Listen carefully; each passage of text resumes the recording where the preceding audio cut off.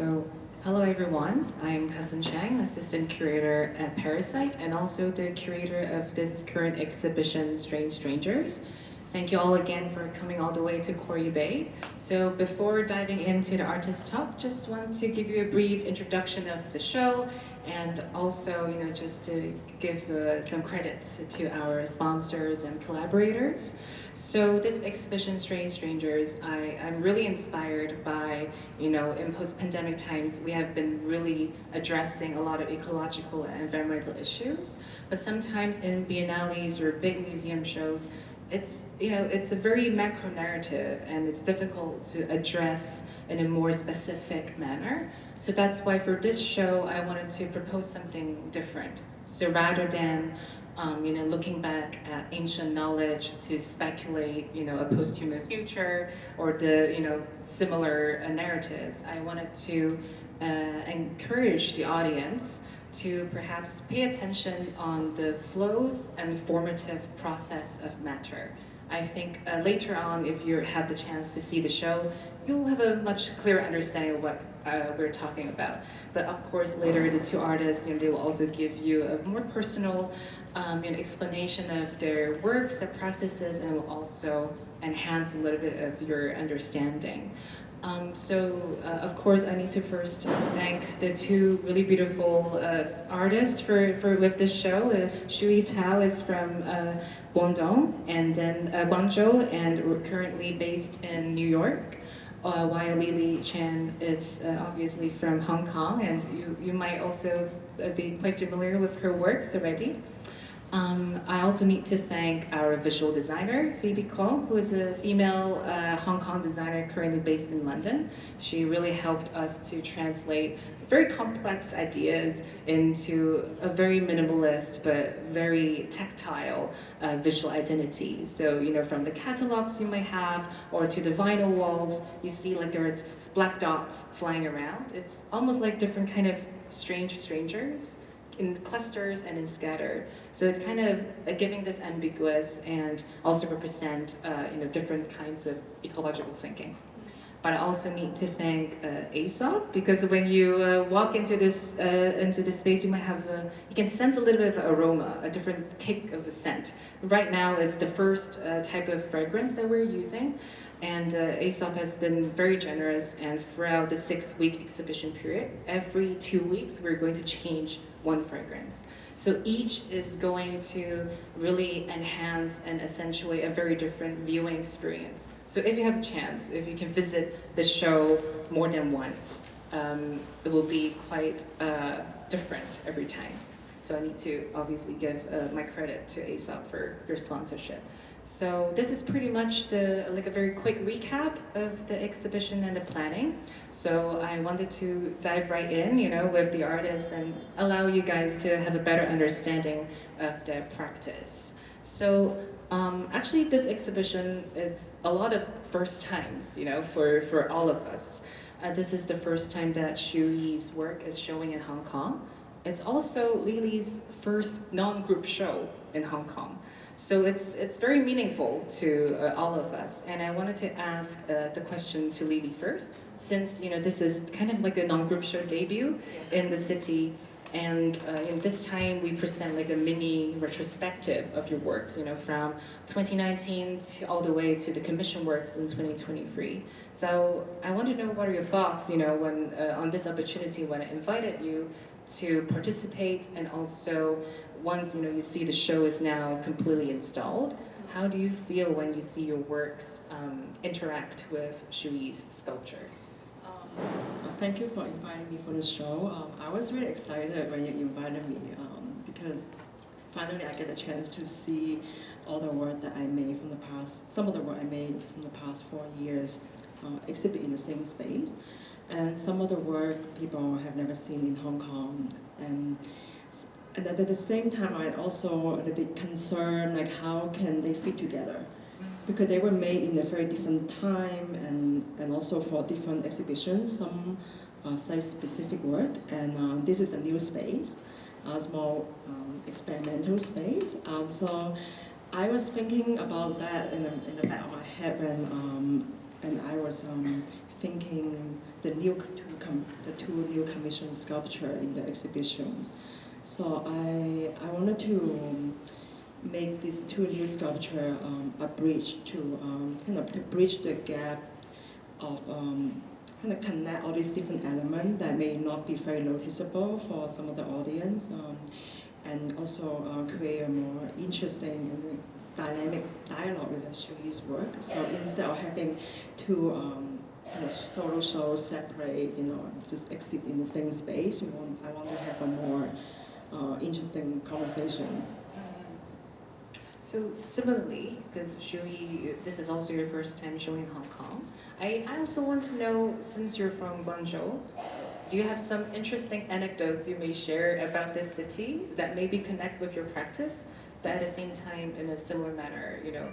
How do you feel when you first got that I invited you to participate in the show? Like, what's going on in your head? Yeah, since I'm from Guangzhou, so I pretty much grew up watching TVBs and listening to Hong Kong pop music. So like this kind of cultural influence shaped my identity as Cantonese. So showing in Hong Kong this time really is a homecoming for me. But it's like a feeling of familiar, nostalgic, but also feeling like a stranger because I haven't been back in 7 years. So yeah, it's like a very emotional journey for me this last week here.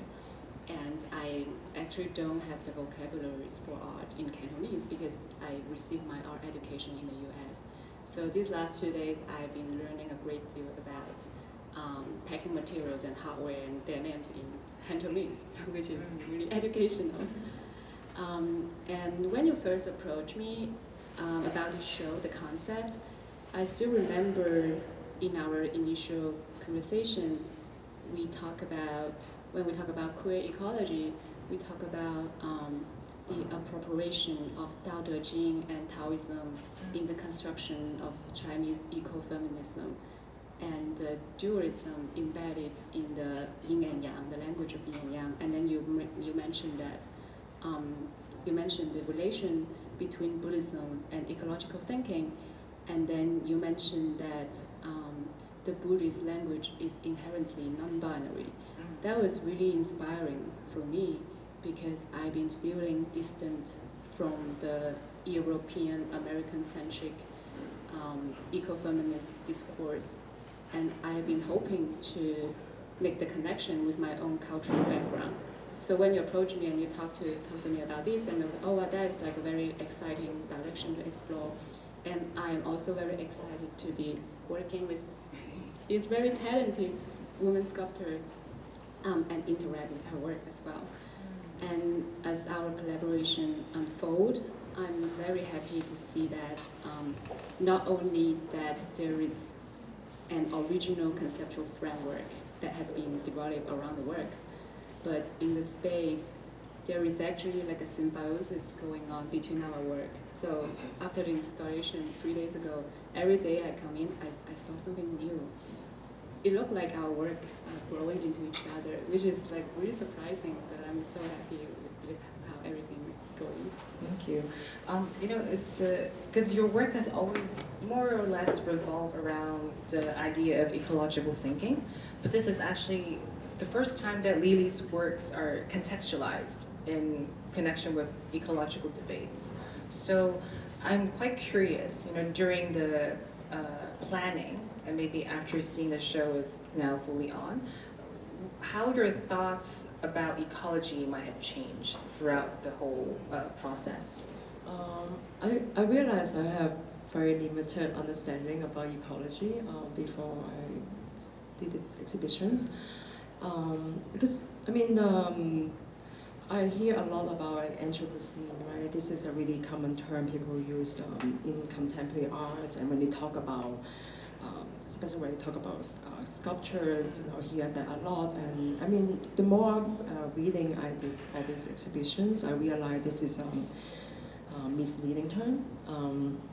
Because when you talk about Anthropocene, it's still very human-centric, and it's still thinking, like looking at the planet in like a binary point of view, like human versus non-humans, and natures versus humans, right? So, and I'm also thinking a lot about the ecology of materials and actually how much I have in common that I don't even realize. I actually doing it already in the studio on an everyday basis. I find it very interesting because when I read a certain academic article at the beginning, I was like, this is exactly what you're doing the whole time. But as Leelee mentioned, she only realized when I sent an article to her. And I think also one common misunderstanding of Leelee's practice is a lot of time people describe it as recycling or upcycling, and I don't think that gives justice to her practice. It's really about repurposing, but also unlocking the becoming potential of materials. I think that's what more aligned with her practice. And like in contrast, Shuyi, you have been more conscious that your works are always, kind of revolve around ecological thinking. How did you first get interested into this notion? And throughout your career, how did you try to expand that understanding? My practice in general approach ecological thinking through multimedia storytelling of the more than human, focusing on the world building and sense making from the non-human perspective. I first noticed this non-human term in art and academia when I moved to New York in 2016 to study art. Prior to that, I spent 7 years studying social science. So with that background, I'm sensitive to these philosophical problematics underlying different fields of knowledge systems, be it art or science or social science. But personally, I was interested in this field was because, as I was talking to Leelee too these last few days, at that time when I was in New York, I feel like I didn't fit in the prevailing narrative of identity politics in the US, which almost became a prerequisite to articulate your work, at least in the program I attended. I felt so out of place, out of tone, and I didn't really have a voice. So when I encountered artworks and readings talk about non-human beings, I can empathize and identify with them, because for them also being misunderstood, neglected, marginalized, and they don't have a voice for themselves. So the more I study these organisms and these beings, the more it actually changed the way I view the world, and then I actually found my voice from them. But now, 7 years later, now we all see this becoming, it's gaining more and more recognition in the mainstream, and everybody's talking about non-human and ecological thinking. But I'm also aware that how the non-human is emphasized and speak about in the Western world as if it is a novelty. I think this is actually reproducing that kind of colonial patterns that alternately appropriating and neglecting non-Western thinking, because there is nothing new about ecological thinking. It has been the grounding philosophy and guide for practice for many indigenous cultures around the world. So my current practice also are trying to decolonize the fever of ecological thought. And even the term queer ecology, I think it can be further examined, right? Because nature is inherently queer. There are multiple biological sex, mating type, and reproductive mode in nature. So nature is queer already.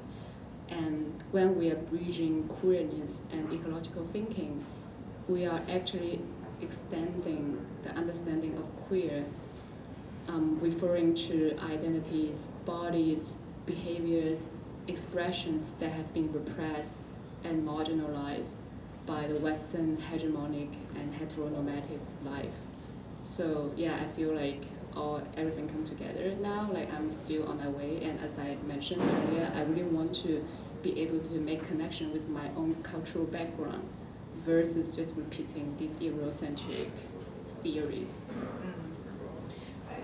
I remember talking to you in private, and I have much better understanding of what you guys been through in New York, and how the hardship and how hard it was. And as a curator, I don't think I could ever really fully understand and connect with the hardship that an artist goes through. So being a woman contemporary sculptor, definitely encounters a lot of difficulties, a lot of things to break through. So I'm quite curious what keeps you guys going. Like, what makes you like stick with sculpture and throughout your practice? Well, I think sexism and that I experience is nothing really new, and as being a female sculptor, I have a lot of experience. Like when I was growing up, and my father told me, "Oh, you should make painting, don't make sculpture." And then when I was in art school, in early 2000 in the U.S., I was always the only Asian in the class, so I was really aware that the stereotype that people have on me, and I was really conscious not being that Asian girl that make little pretty sculpture or painting. And then when I became a practicing artist, right, and sometimes when I have studio research, I get some really strange advice, oh, you better make it now, like how old you are, like if you don't make it young, then you wait for your retrospective. And so it's like a lot of irritations, like in being an artist, also when I'm making sculptures, it involves a lot of productions.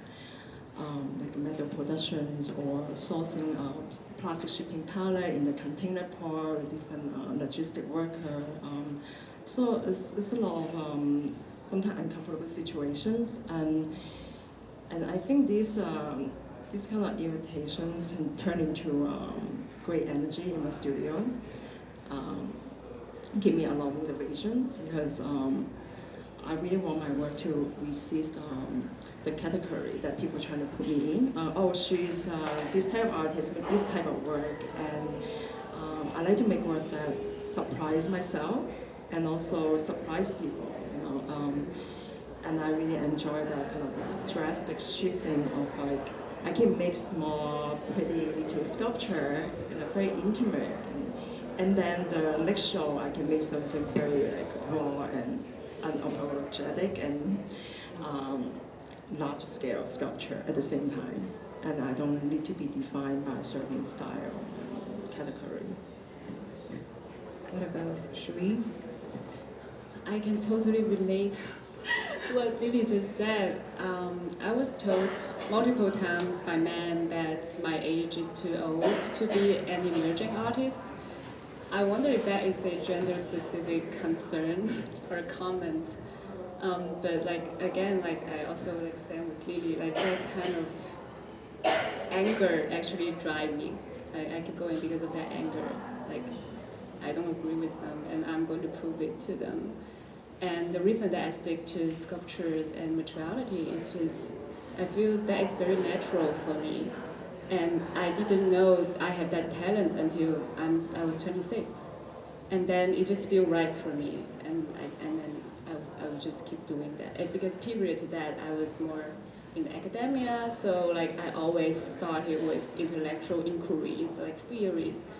But now engaging with materials is a very different experience. It's not from your head, it's not from your mind, it's from your body, it's from your instance, from emotion, from sensation. So, and also I work with material like glass and ceramic. There was a certain level of uncertainty that sometimes the visual outcomes I don't have full control of that, and every time it's different, every time it's a surprise. So I'm kind of collaborating and playing with the materials. So I think that really fascinates me, and that kind of joy and satisfaction I never had when I was just working with text and just writing the book. So I'm just having fun making sculpture. before I go even with one more question, I just want to see if anyone in the audience have any inquiries or questions for the artist or about the show. Well, if not, I have a question. Because throughout our conceptualization of the show, I also have been emphasizing a lot on the difference between material and object. And I think to even a lot of art professionals, that's not even really a clear boundary or definition. How would you describe, like how would you differentiate or how would you discern that two different concepts as a sculpture? Like objects versus matter? Yeah, like the idea of it.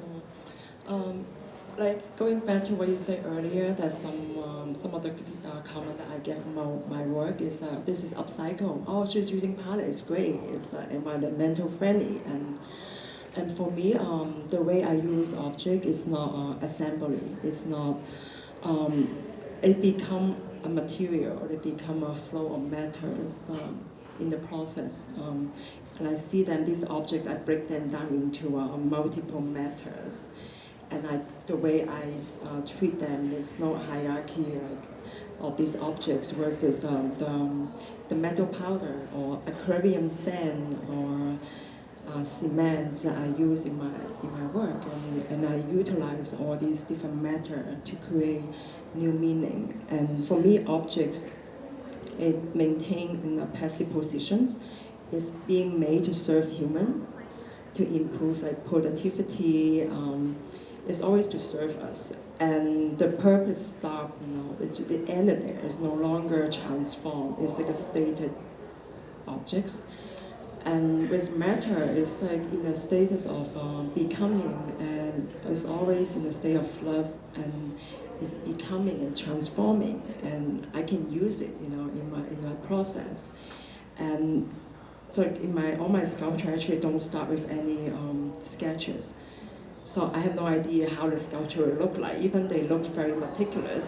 People found out I have some computer sketches, but it's not. I always start from one single object that I encounter, and I work my way through and build the sculpture around the objects. And so by doing this, I think the objects no longer in passive positions, so they become these protagonists in my sculpture, and they. I make decisions, life decisions, responding to what is happening in front of me when I'm working with these materials. For Shuyi? Yeah, I think Leelee already said it so beautifully. I'm just going to quickly kind of summarize. No, I feel like when you talk about objects, you kind of imply that this life cycle and time frame. And it's very difficult for an object to escape the framework of anthropocentrism. But with matters, it's just always in flux, and and it's just across all those different boundaries between life and non-life.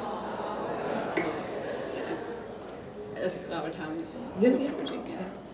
Yeah. So because my work, a lot of my work is about blurring and merging the boundaries between animal, plants, fungi, minerals. So I think what matters is actually the thing that flow within all of these. So for example, the bones in our body, they are mineral essentially. So we actually have part of the mineral in our body and our teeth as well. So when you think of things in the level of matters, you can see this ever evolving, transforming force in all life forms, so that you can actually think beyond anthropocentrism. It's very beautifully wrapped up, and thank you both artists for again joining us for the talk, and I'm very grateful to be able to have them in our show right now. So thank you all for joining the talk, and please enjoy the show. If you have questions, feel free to ask the artist or also me if you're interested in more the concept or the curation and all sorts. So thank you all for coming, and I hope you enjoy the show. Thank you.